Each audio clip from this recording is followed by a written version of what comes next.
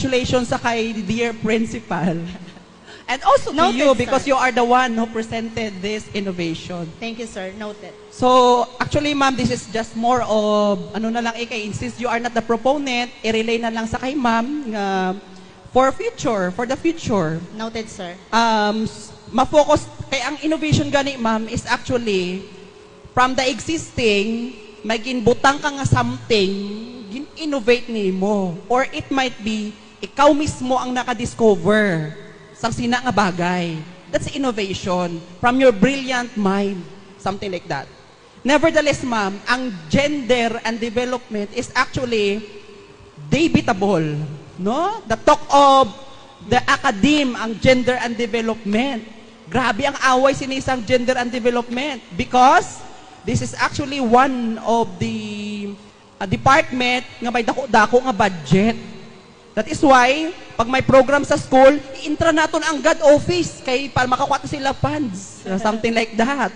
Di ba, ma'am? And that is actually reflected in legal papers, no? Ara ginaya mandated kita sina. Yes, actually, sir, it has 5% budget. Yeah, from dako our ma'am, no? 5%. MOOE. That's why kina-involve gid naton si God always. Pero ma'am, ang gusto ko ma'am tani ma'am nga i-relay sa kay proponent or sa inyo nga school nga pwede ni siya mamangin innovation kung butangan ninyo ma'am sang something. For example, ma'am, ang God should be implemented in the school. Dapat ara ginaya ang God. Given na iya nga dapat may God office, may God task force, etc., or God focal person, etc. Given na siya, ma'am. Pero ano, ma'am, ang mapanami, ma'am, sa sini, ma'am? Kung nag-introduce ka mo, ma'am, sa mga best practices sang pag-implement sang gender and development. Kung nami ang inyo, ma'am, best practices, ma'am, sa gender and development, ma'am, makadtuto ang ibang nga school sa inyo, ma'am. Ma-benchmark.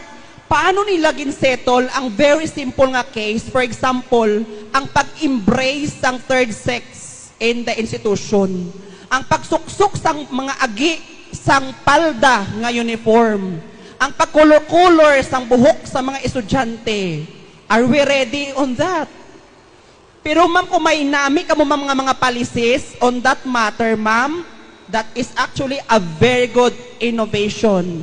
And even mga dlagko nga mga schools, makadto sa inyo, ma-benchmark kung ano ninyo pag-implement ang ini nga policy para at least somehow mapagwa naton that we are gender sensitive and promoting gender equality.